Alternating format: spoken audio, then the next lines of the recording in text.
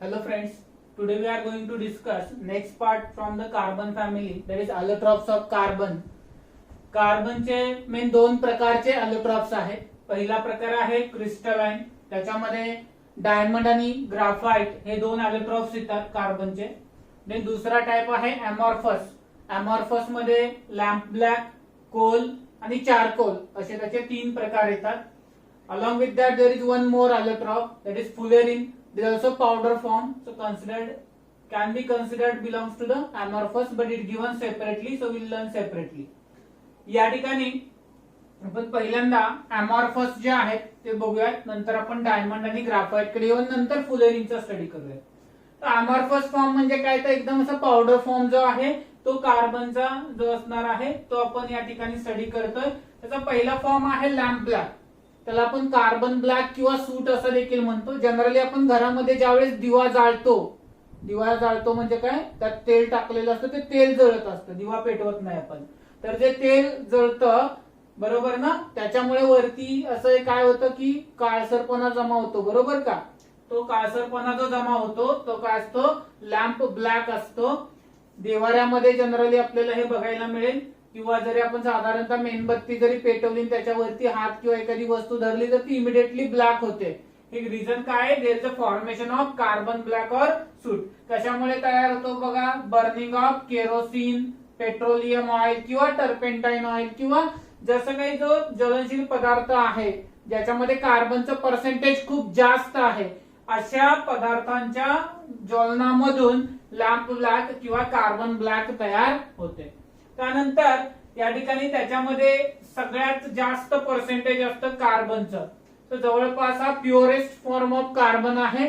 Highest carbon content कशामध्ये असेल तर लॅम्प ब्लॅक मध्ये असतं. ऑलमोस्ट 99% पर्यंत काय असतं त्याच्यामध्ये कार्बन कंटेंट असतं, आणि एकदम नॉर्मल हायड्रोकार्बनच्या इम्प्युरिटीज राहतात त्या ठिकाणी. याचा वापर आपण सुरुवातीच्या लेक्चर मध्ये देखील बघितलेलं होतं की प्रिंटिंग इंक बनवण्यासाठी ब्लॅक पेन्स मध्ये किंवा ज्या रिबन्स असतात टाइप रायटिंगच्या त्याच्यामध्ये आपण काय करतो, याचा वापर करतो. सो लॅम्प ब्लॅक एक अमॉर्फस फॉर्म आहे कुणाचा, कार्बनचा. देन सेकंड आपण बघूयात Coal.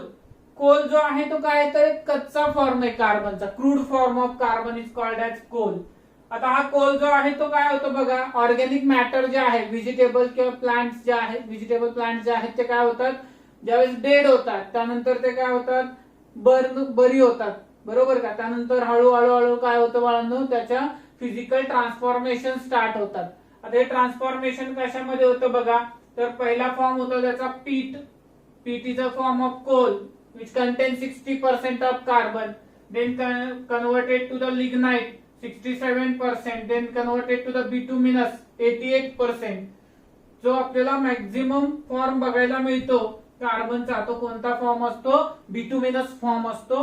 Then it converted to steam coal having 93% of carbon. Then it converted to the anthracite which is containing 95% of the carbon.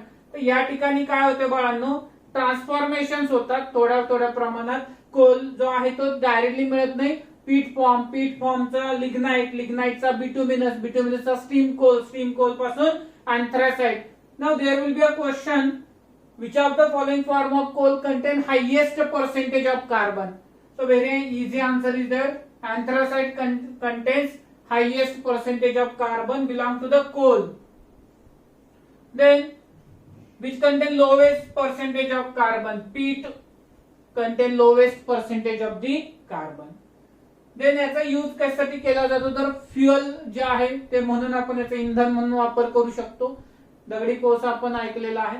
Then synthetic petrol तयार करायचे तर ते तयार करण्यासाठी आपण त्याचा वापर करू शकतो, किंवा जे आपल्याकडे फ्युअल गॅसेस आहेत ते फ्युअल गॅसेस तयार करण्यासाठी आपण त्याचा वापर करू शकतो. देन थर्ड फॉर्म आहे चारकोल. चारकोल जो आहे का नाही तो जनरली आपण बऱ्याच प्रकारचे आहेत चारकोल. जसं वूड चारकोल आहे तर तो बर्निंग ऑफ वूड मिळवला जाईल. लाकडाला बर्न केलं आपण तर त्याच्यापासून काय मिळेल आपल्याला, वूड चारकोल मिळेल. तसंच शुगर चारकोल आहे, अॅनिमल चारकोल आहे आणि कोकोनट चारकोल आहे. म्हणजे ते पदार्थ तुम्ही बर्न केले, अॅनिमल नाहीत बर्न करायचे, अॅनिमल बोन्स बर्न करायचे, नाही जाळून टाकायला अॅनिमल आणि अॅनिमल चारकोल. अॅनिमल बोन्स जे आहे त्याची राख जी असते, बोन ऍश जी असते ती अॅनिमल चारकोल असणार आहे. कोकोनट नारळ जो आहे तो तुम्ही बर्न केला त्यानंतर पाठीमागे जी राख शिल्लक राहते, ऍश शिल्लक राहते, त्याला आपण काय म्हणतो, कोकोनट चारकोल असं म्हणतो. नंतर शुगर चारकोल आहे, शुगर बर्न केल्यानंतर. वूड चारकोल आहे, लाकूड बर्न केल्यानंतर. अशा प्रकारे या ठिकाणी आपण अमॉर्फस फॉर्म जे आहेत ते सांगू शकतो. कुठले कुठले अमॉर्फस फॉर्म आहेत बघा बरोबरांनो. पहिला फॉर्म कोणता सांगितलेला आहे आपण त्याच्यामध्ये, लॅम्प ब्लॅक सांगितलेला आहे. लॅम्प ब्लॅक मध्ये काय सांगितलं आपण, त्याला कार्बन ब्लॅक किंवा सूत असं म्हणतो. प्युअरेस्ट फॉर्म ऑफ कार्बन आहे, बरोबर का. त्याच्यामध्ये जवळपास 98 to 99% एवढा कार्बन प्रेझेंट असतो. देन आपण त्याचा यूज सांगितला, कशामध्ये असतो, प्रिंटिंग इंक, त्यानंतर ज्या रिबन्स आहेत टाइप रायटिंग मशीनच्या किंवा पेंट्स ज्या आहेत त्याच्यामध्ये आपण याचा वापर करतो. देन आपण ह्या ऑप्टेन करतो, कशापासून ऑप्टेन करतो सांगितलेलं होतं की केरोसिन किंवा पेट्रोलियम आपण बर्न केलं की त्याच्यापासून आपल्याला लॅम्प ब्लॅक मिळतो. कोल जो आहे त्याचे वेगवेगळे प्रकार सांगितलेले आहेत आपण. कुठले कुठले प्रकार सांगितलेले आहेत, कोलचे पीठ, त्यानंतर लिग्नाइट, बिटुमिनस, स्टीम कोल आणि अँथ्रासाइट. याच्यातला प्युअरेस्ट फॉर्म कोणता आहे तर anthracite, which contain large number of carbon. Then कमी कुठला आहे तर पीठ, पीठ मध्ये किती कार्बन आहे, 60% एवढा कार्बन आहे. कोल कसा ऑब्टेन करतो आपण, क्रूड फॉर्म आहे, बरोबर का. त्यामुळे जो कच्चा फॉर्म असणार आहे चारकोल सॉरी कोलचा तो असणार आहे, कार्बनचा तो असणार आहे कोल. देन चारकोल जो आहे तो चारकोल कसा ऑब्टेन करतो आपण, बाय बर्निंग स्पेसिफिक. वूड असेल तर वूड चारकोल, शुगर असेल तर शुगर चारकोल, कोकोनट असेल बर्न केलेलं तर कोकोनट चारकोल, आणि बोन ऍश असेल जे प्राणी आहेत त्यांच्या हाडांचा जो हाडांची जी राख असेल ती जी राख असेल त्याला आपण म्हणतोय अॅनिमल चारकोल असं म्हणतो. या ठिकाणी हे अमॉर्फस फॉर्म जसे बघितले आपण, तसेच आपण आता बघणार आहोत क्रिस्टलाइन फॉर्म, आणि देन आपण त्याच्यामध्ये एक ऍडिशनल फॉर्म बघणार आहे बाळांनो, तो आहे फुलेरिन. तर आता या ठिकाणी डायमंड आणि ग्राफाइट मध्ये बऱ्यापैकी वेळा आपण हे ऐकलेले आहेत, डायमंड ग्राफाइट.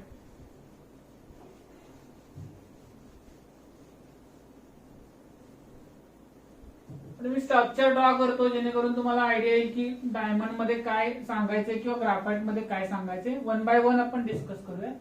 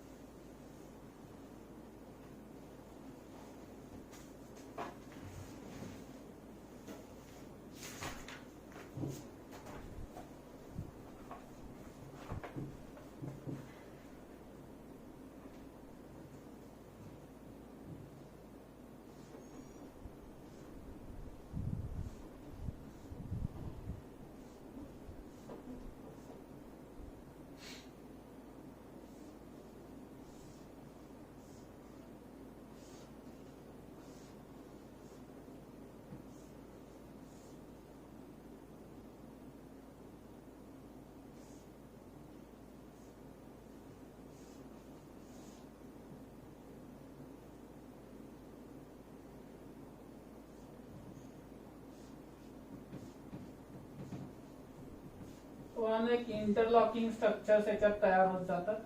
त्याच्यामध्ये 6 मेंबर रिंग्स ज्या आहेत त्या फॉर्म होत जातात. त्याच्यामध्ये तुम्ही काढाल एवढं कमी आहे याच्यामध्ये.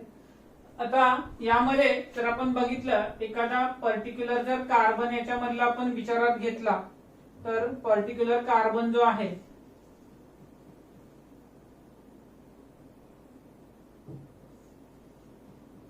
पर्टिक्युलर कोणताही कार्बन आपण याच्यामध्ये विचारात घेतला, पर्टिक्युलर एकही कार्बन असा दिसणार नाही की जो 4 कार्बनला अटॅच झालेला नाहीये. सो प्रत्येक कार्बन ऍटम जो असणार आहे त्याच्यामधला तो अजून 4 कार्बन ऍटमशी जोडला गेलेला असणार आहे. आणि मग त्यामुळे जर आपण याचं हायब्रिडायझेशन डिस्कस करायचं झालं तर हायब्रिडायझेशन काय सांगता येईल रे बाळांनो, डायमंडचं तुम्ही कोणत्याही पद्धतीने स्ट्रक्चर ड्रॉ करा, काय अडचण नाही. फक्त प्रत्येक कार्बन हा 4 कार्बन ऍटमने सराउंड झालेला असतो, हे लक्षात ठेवा. Diamond, in diamond each carbon atom is surrounded by किंवा each carbon atom is attached to each carbon atom is attached to 4 other carbon atoms. प्रत्येक कार्बन ऍटम हा अजून 4 कार्बन ऍटमला जोडलेला असतो. त्यामुळे त्याचं जे हायब्रिडायझेशन येणार बाळांनो ते काय येणार रे? हायब्रिडायझेशन sp3 येणार, कारण 4ही सिग्मा बॉन्ड्स आहेत आणि जे अटॅचमेंट असणार आहे त्यांची किंवा अरेंजमेंट असणार आहे ती हायब्रिडायझेशन sp3 आहे, त्यामुळे टेट्राहेड्रल मॅनर मध्ये येणार आहे. आता जो डायमंड आहे त्या डायमंड मध्ये त्याची एक प्रॉपर्टी आहे बाळांनो, कोणती? ब्रिलियन्स, चकाकी. आता हा जो ब्रिलियन्स आहे डायमंडचा तो कशामुळे असतो? तर ज्यावेळेस आपण डायमंड कट जर केला तर त्याच्यामध्ये मॅक्झिमम टोटल इंटरनल रिफ्लेक्शन्स होतात. मॅक्झिमम टोटल इंटरनल रिफ्लेक्शन होतात. आता हे मॅक्झिमम टोटल इंटरनल रिफ्लेक्शन झाल्यामुळे काय होतं? डायमंड मध्ये ब्रिलियन्स प्रोड्यूस होतो, चकाकी प्रोड्यूस होते. देन डायमंड मध्ये कार्बन कार्बन बॉन्ड लेंथ जी आहे ती carbon carbon bond length diamond मध्ये सिंगल बॉन्ड असल्यामुळे 1.54 अँगस्ट्रॉम युनिट एवढी आहे, या 154 पिकोमीटर एवढी आहे, जी नॉर्मल कार्बन कार्बन मध्ये असते. देन बॉन्ड अँगल जो असणार आहे तो टेट्राहेड्रल बॉन्ड अँगल जो असतो त्या बॉन्ड अँगल एवढा असणार आहे, दॅट इज 109 डिग्री 5 मिनिट एवढा याचा बॉन्ड अँगल असणार आहे. जो नॉर्मली आहे आपला टेट्राहेड्रल मधला तो या ठिकाणी बॉन्ड अँगल आपल्याला बघायला मिळणार आहे. त्यानंतर एक महत्वाची प्रॉपर्टी आहे याची की डायमंड जो आहे तो नॉन कंडक्टर ऑफ इलेक्ट्रिसिटी आहे. नॉन कंडक्टर ऑफ इलेक्ट्रिसिटी, कारण याच्याकडे कोणत्याही प्रकारचा फ्री इलेक्ट्रॉन नाही. Because no free electron is present. No free electron present, कोणत्याही प्रकारचा फ्री इलेक्ट्रॉन प्रेझेंट नसल्या कारणाने डायमंड कुठल्याही प्रकारची कंडक्टिव्हिटी शो करत नाही. देन डायमंड जो आहे तो आता सगळ्यांना आपल्याला माहिती आहे की प्युरेस्ट फॉर्म आहे कुणाचा? कार्बनचा. हार्डेस्ट आणि ट्रान्सपरंट आहे. तो डायमंड हा कसा आहे? हार्डेस्ट आहे, ट्रान्सपरंट आहे आणि प्युरेस्ट फॉर्म ऑफ कार्बन आहे. Purest form of carbon. Melting point जो आहे तो साधारणतः 3550 डिग्री सेल्सिअस इतका असतो. 3550 डिग्री सेल्सिअस.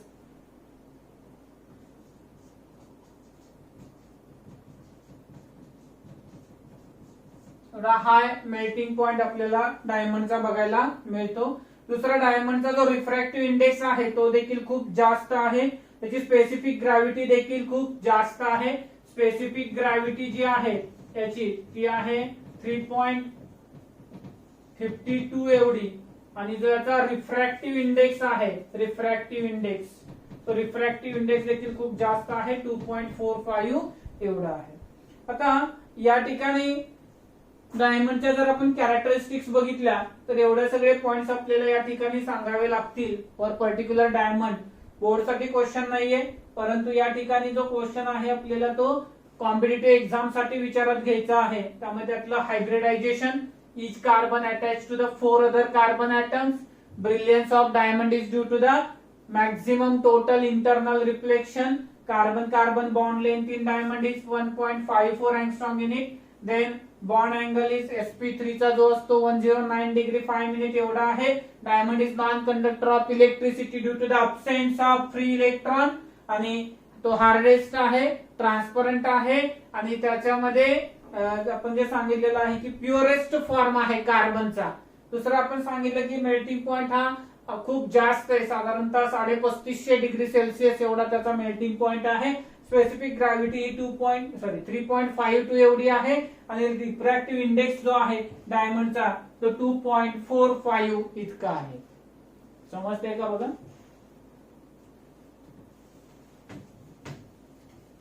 सेकंड अलोट्रॉप बघणार आहे आपण, तो आहे ग्राफाइट. ग्राफाइट हा कंपॅरेटिव्हली सॉफ्ट असतो. आपण गावाकडे वंगण बघितले का बघा, जे बैलगाडी आता थोडस अवघड आहे माहित असणं तुम्हाला. आपल्या ज्या गाड्या असतात नॉर्मल आता आपण ज्या बघतो त्या गाड्यांमध्ये ग्रीस बघितलंय का? ग्रीस जो ऍक्सल फिरत असतो बघा त्या ठिकाणी हे ग्रीस लावलेलं असतं, किंवा जुन्या बैलगाड्यांची जर माहिती असेल आपल्याला तर जी चाकं फिरत असतात का नाही बैलगाड्यांची, त्या चाकांच्या इथे नेहमी वंगण सोडलं जातं बघा, फॉर द बेटर फ्रिक्शन. आता याच प्रकारे जो ग्राफाइट आहे त्याचं नेचर कसं असतं, थोडं स्लिपरी असतं, म्हणून तो त्या ठिकाणी फ्रिक्शन ज्या ठिकाणी रिक्वायरमेंट आहे, म्हणजे फ्रिक्शन झालं नाही पाहिजे जास्त, प्रॉपर गाडी स्मूथली चालली पाहिजे, त्या ठिकाणी आपण ते ऑइल किंवा ल्युब्रिकंट म्हणून वापरतो. बघूयात आपण ग्राफाइटचं स्ट्रक्चर बघूयात.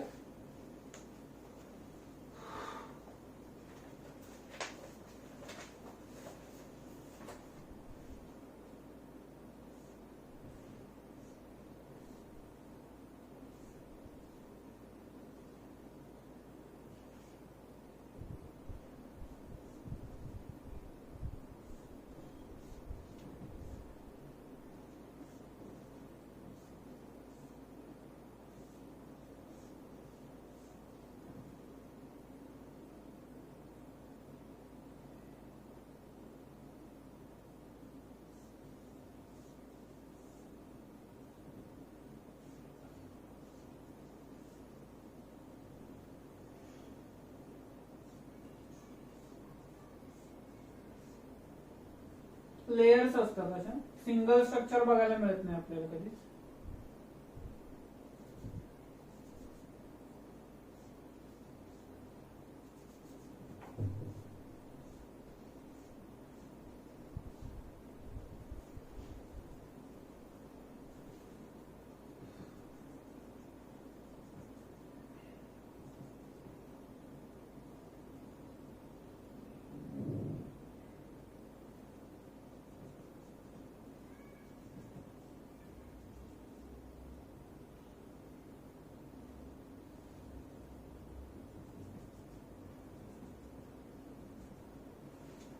अशाच लेयर्स पुढे देखील पुन्हा प्रोड्यूस होत जातात या ठिकाणी.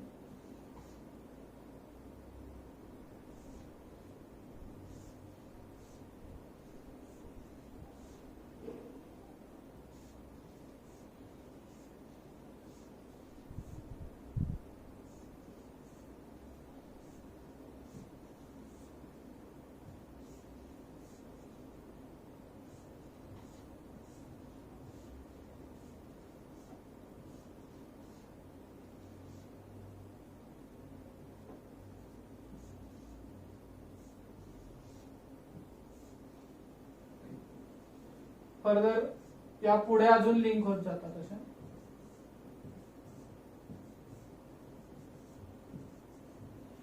तर असं लेयर स्ट्रक्चर असतं ग्राफाइटचं.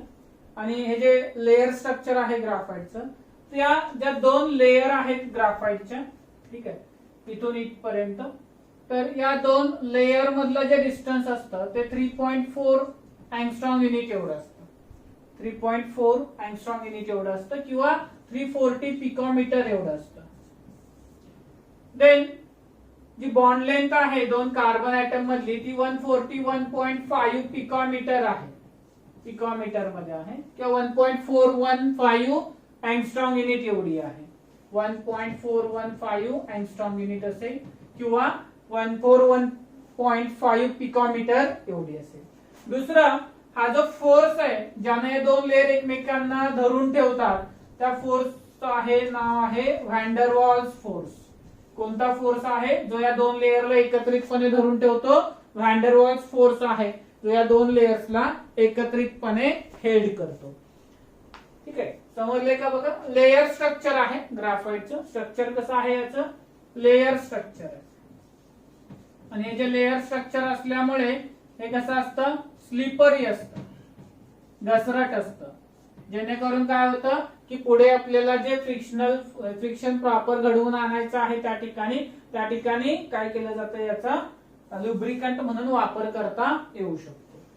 आता याच्या काही प्रॉपर्टीज आपण डिस्कस करूया. आता इथे जर बघितलं आपण तर एक कार्बन ऍटम जो आहे तो अजून 3 कार्बन ऍटमशी लिंक झालेला असतो. Each carbon atom is link with 3 other carbon atoms. आणि दुसरा, त्यामुळे याचं हायब्रिडायझेशन काय येतं? sp2 हायब्रिडाइज येणार. हा याचा अर्थ एक इलेक्ट्रॉन जो आहे, कार्बनची व्हॅलन्सी 4 आहे, एक इलेक्ट्रॉन अजून शिल्लक राहिलेला आहे, आणि जो एक इलेक्ट्रॉन शिल्लक राहिलेला आहे बाळांनो तो कसा असणार आहे, फ्री इलेक्ट्रॉन असणार आहे. आणि हा फ्री इलेक्ट्रॉन काय करतो, याच ठिकाणी एखाद्या कार्बन मध्ये काय करतो, डबल बॉन्ड कॅरेक्टर प्रोड्यूस करतो. त्यामुळे हायब्रिडायझेशन काय येतं, याचं sp2 येतो. आणि जो एक इलेक्ट्रॉन आहे तो काय करतो बाळांनो, फ्री असतो किंवा जर बॉन्डिंग मध्ये भाग घेतला तर तो पाय इलेक्ट्रॉन जनरेट करू शकतो, तर पाय बॉन्ड फॉर्म करू शकतो. मग या केस मध्ये हा फ्री इलेक्ट्रॉन आहे, त्यामुळे हा काय करणार आहे बाळांनो, कंडक्टिव्हिटी दाखवणार का, दाखवणार, कारण याच्याकडे फ्री इलेक्ट्रॉन प्रेझेंट आहे. डायमंड हार्ड होता, हा सॉफ्ट आहे. ठीक आहे का. डायमंडचा मेल्टिंग पॉइंट खूप जास्त आहे, याचा कंपॅरेटिव्हली कमी आहे. डायमंडचं स्ट्रक्चर काय आहे तर हेक्सागोनल रिंग्स आहेत, एकमेकाला जोडलेल्या आहेत. इथे हेक्सागोनल रिंग जोडलेल्या आहेत. दोन्हीचे स्ट्रक्चर हे जायंट आहेत. जायंट मॉलिक्यूल म्हणजे काय, लार्ज स्ट्रक्चर असतं. असं डायमंड मध्ये काय असतं, sp3 हायब्रिडायझेशन आहे, याच्यामध्ये sp2 हायब्रिडाइज्ड आहे. डायमंड कंडक्टिव्हिटी दाखवत नाही, ग्राफाइट कंडक्टिव्हिटी दाखवतो. डायमंड कडे फ्री इलेक्ट्रॉन नाही, ग्राफाइट कडे फ्री इलेक्ट्रॉन आहे. डायमंड मध्ये बॉन्ड लेंथ 154 अँगस्ट्रॉम युनिट आहे, सॉरी 154 पिकोमीटर आहे. याच्यामध्ये 141.5 पिकोमीटर आहे. डायमंड मध्ये फक्त कोव्हॅलंट बॉन्ड आहे आणि यामध्ये मात्र त्याच्यामध्ये कोव्हॅलंट आहे, पण 2 लेअर मध्ये मात्र व्हॅन्डरवॉल्स फोर्स आहे. कंडक्टिव्हिटी डायमंड दाखवत नाही, ग्राफाइट कंडक्टिव्हिटी दाखवतो. तर अशा प्रकारे काही डिफरन्स ओरिएंटेड पॉइंट देखील तुम्ही सांगू शकता with respect to the graphite.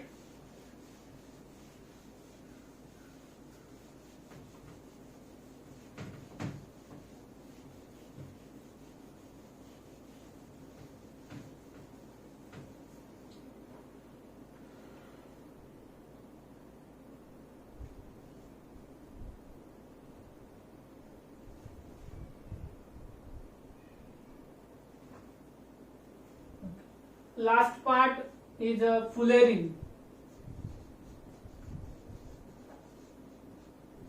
ग्राफाइटचा use काय सांगितला मी, ल्युब्रिकंट म्हणून आपण ग्राफाइटला वापर करू शकतो ग्राफाइट साठी. दुसरा आपण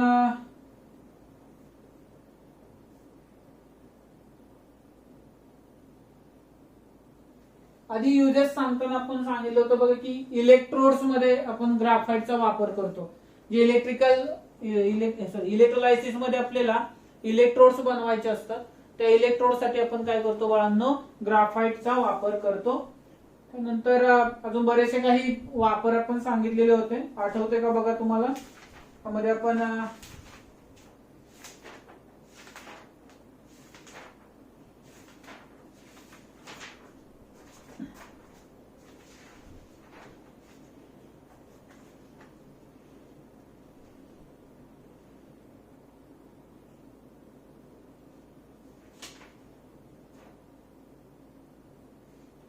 ओरल कार्बनचे सांगितले होते आपण. ठीक आहे.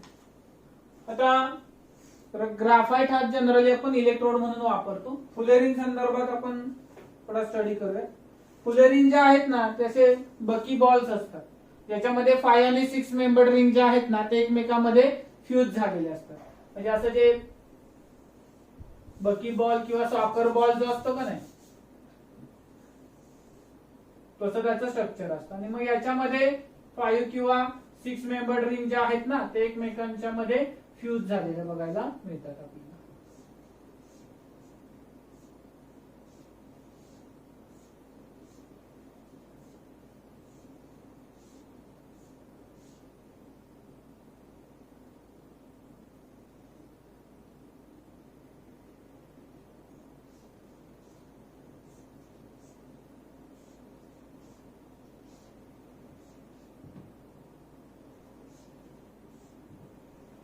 फाईव्ह किंवा 6 मेंबर रिंग असे नंबर ऑफ रिंग्स असतात. त्याच्यामध्ये किती असतात त्या देखील बघूयात आपण. आणि कुठली रिंग कुणाबरोबर फ्यूज होते आणि कोणती रिंग कुणाबरोबर फ्यूज होत नाही ते देखील आपल्याला बघायचंय. As we all know, chemistry is full of surprises. This is also a research done by the scientist, which is nothing but surprise in the chemistry. Buckminster Fullerene. असं काही कंपाऊंड अस्तित्वात येईल किंवा शोध लागला जाईल असं वाटत नव्हतं, परंतु त्याचा शोध लागला गेला unexpectedly. Fullerene constitutes a family of structure in which carbon atoms are arranged in spherical or elliptical structure. To make such a structure, the carbon atom form 5 or 6 membered rings. Carbon atoms forms 5 or 6 membered rings. Then which is similar to the soccer ball, so we called it as a soccer ball also, or Buckminster Fullerene also. Then one of the most interesting carbon molecule made in 1985 as a result of action of laser beam on a sample of graphite. Laser beam चा ग्राफाइटच्या sample वरती ज्यावेळेस आपण तो intersect केला त्याच्यावरती incident केला त्यावेळेस काय झालं, लेझर बीम इन्सिडेंट केले ग्राफाइट वरती. त्या केस मध्ये आपल्याला C60 मध्ये तो कन्वर्ट झालेला बघायला मिळाला. म्हणजे कार्बनचे 60 ऍटम्स जे आहेत ते एका पावडर फॉर्म मध्ये त्या ठिकाणी तयार झाले आणि त्याला नाव देण्यात आलं बकमिन्स्टर फुलेरिन. त्याला नाव देण्यात आलं बकमिन्स्टर फुलेरिन. तो या ठिकाणी जर बघितलं आपण तर कार्बन जो आहे तो या ठिकाणी 5 किंवा 6 मेंबर रिंग्स तयार करतोय. इंटरेस्टिंगली लेझर बीम ग्राफाइट वरती पडला आणि त्याच्यापासून C60 पावडर तयार झाली. त्याला बकमिन्स्टर फुलेरिन असं नाव देण्यात आलं. It is made from interlocking of hexagonal and pentagonal rings. कशापासून बनलेला आहे तो, interlocking of hexagonal and pentagonal rings. Hexagonal आणि पेंटागोनल रिंग्सच्या इंटरलॉकिंग पासून तो बनलेला आहे.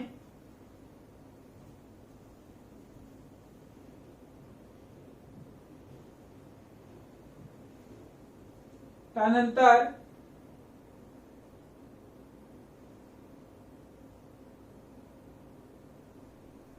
त्याच्यामध्ये it has 12 5 membered rings. It has 12 5 membered rings and 20 6 membered rings.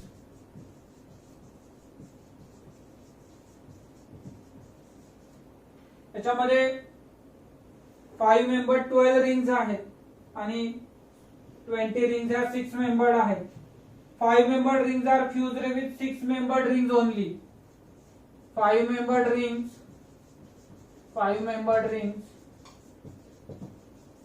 are fused with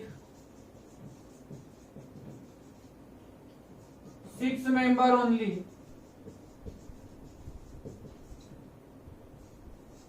But 6 membered rings fused with 5 membered as well as 6 membered. 6 membered rings fused with 5 member as well as 6 membered rings. हा एक मुद्दा थोडा लक्षात ठेवा. इथे कॉम्पिटिटिव्हला question येऊ शकतो की 5 membered ring fused with only 6 member. 6 membered ring fused with 5 member as well as 6 membered ring. Then carbon atom in C60 is sp2 hybridized forming 3 sigma bond and 1 pi bond. जो carbon atom आहे याच्यामधला तो sp2 hybridised आहे. त्याच्यामधला carbon carbon bond length जी आहे ती 1.44 angstrom unit एवढी आहे. त्याच्यामध्ये 3 सिग्मा आणि 1 पाय बॉन्ड आहे. हा देखील इलेक्ट्रिकल कंडक्टिव्हिटी दाखवू शकतो कारण एक इलेक्ट्रॉन त्याच्याकडे काय आहे बाळांनो, फ्री आहे. आता यामध्ये याचा वापर जो आहे बकमिन्स्टर फुलेरिनचा किंवा सॉकर बॉल ज्याला म्हणलेला आपण किंवा फुलेरिन म्हणलेला आहे त्याचा वापर आपण नक्की कुठे करू शकतो. तर या ठिकाणी एका कोबाल्ट C60 म्हणून फुलेरिन आहे, कोबाल्ट C60. तसं याचा वापर आपण कॅटलिस्ट तयार करण्यासाठी करतो. हा कोबाल्ट C60 जो आहे तो जर आपण वापरला तर जी कॅन्सर ट्रीटमेंट आहे त्या कॅन्सर ट्रीटमेंट मध्ये आपण या फुलेरिनचा वापर करू शकतो. तर या पद्धतीनं ज्यावेळेस आपल्याला विचारलं जाईल की कॅन्सर ट्रीटमेंट मध्ये कोणता रेडिओ ऍक्टिव्ह वापरला जातो फुलेरिन, तर कोणता वापरला जातो cobalt C60. Simultaneously cancer treatment सोबतच एड्स थेरपी मध्ये देखील याचा वापर केला जातो. सो कॅन्सर आणि एड्स थेरपी ज्या आहेत त्याच्यामध्ये कोबाल्ट C60 जो आहे त्याचा वापर आपण करू शकतो. किंवा दुसरा एक आहे C60O, याचा देखील आपण वापर करू शकतो.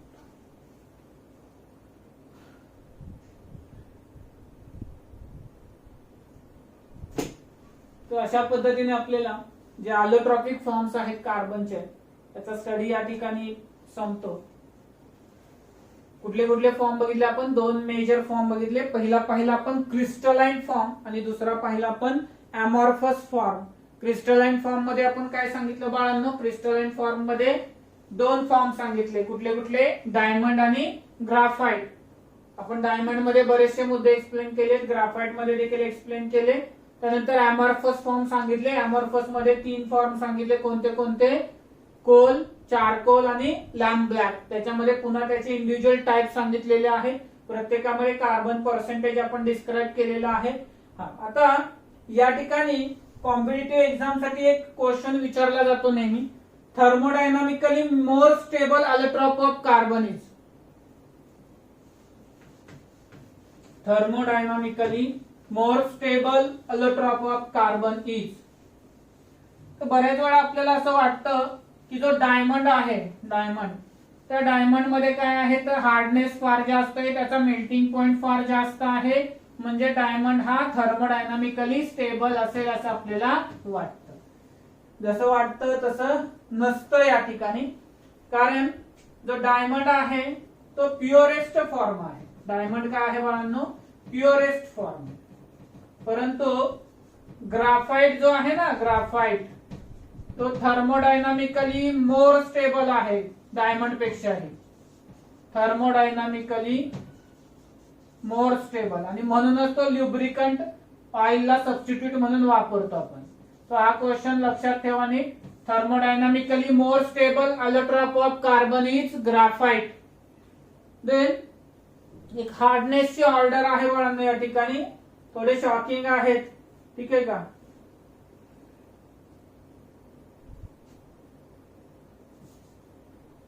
हार्डनेस ऑर्डर आहे, बोरॉन नायट्राइड जो आहे तो सगळ्यात हार्डेस्ट मटेरियल येतं.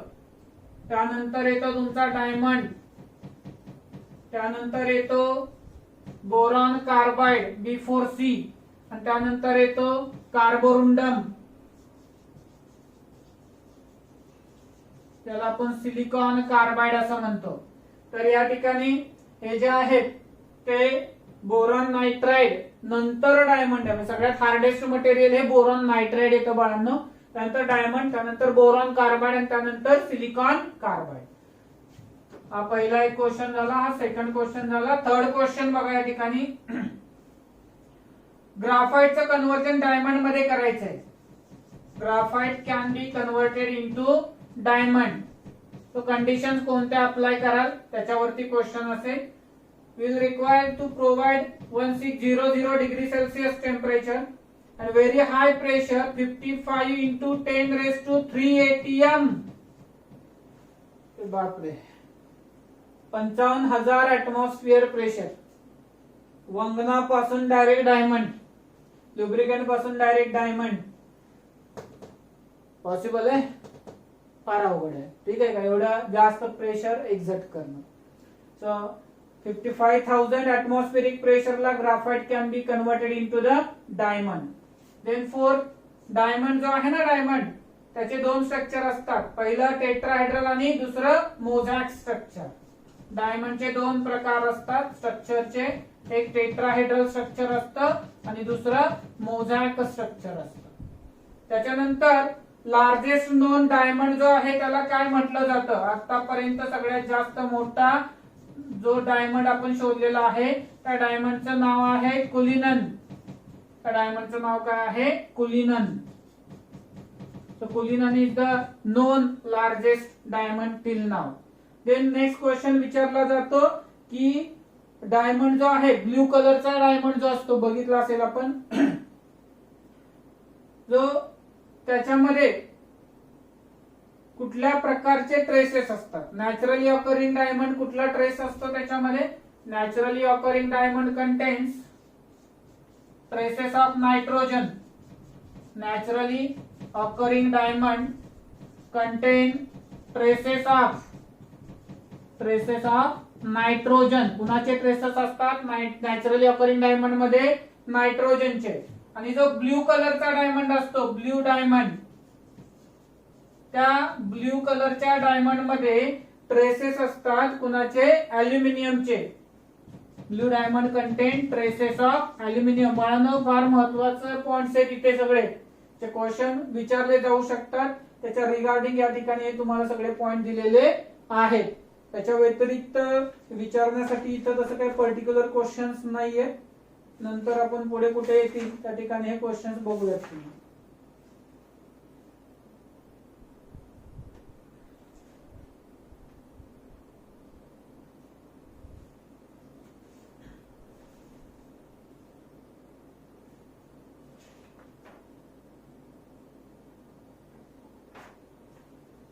ठीक आहे, समजलंय का? बघा इथपर्यंत जे पॉइंट दिलेले आहेत आपल्याला ते सगळे पॉइंट. ग्राफाइटचं डायमंड मध्ये कन्व्हर्जन, प्युरेस्ट फॉर्म कोण आहे कार्बनच्या अलोट्रॉप मध्ये डायमंड आहे, पण थर्मोडायनामिकली मोर स्टेबल फॉर्म कोणता आहे, ग्राफाइट आहे. हार्डनेसची ऑर्डर काय आहे, boron nitrite diamond, then B4C, then silicon carbide, carborundum जे म्हणतो आपण तो आहे. त्यानंतर ग्राफाइटचं कन्व्हर्जन डायमंड मध्ये 1600 डिग्री आणि 55,000 ऍटमॉस्फेरिक प्रेशरला करावं लागेल. डायमंडचे दोन फॉर्म असतात, टेट्राहेड्रल आणि मोझॅक स्ट्रक्चर असतात दोन. देन नॅचरली ऑकरिंग डायमंड जो आहे त्याच्यामध्ये नायट्रोजनचे ट्रेसेस असतात, तर ब्ल्यू कलरचा जो डायमंड आहे त्याच्यामध्ये अल्युमिनियमचे ट्रेसेस असतात. Then largest known diamond till now is called as Cullinan. त्याचं नाव काय आहे, कुलिनन हे नाव आहे. आतापर्यंत लार्जेस्ट डायमंड आपण शोधला. आज आपण थांबूया तिथे. नेक्स्ट लेक्चर मध्ये आपण कार्बन आणि त्याचे कंपाऊंड स्टार्ट करूया.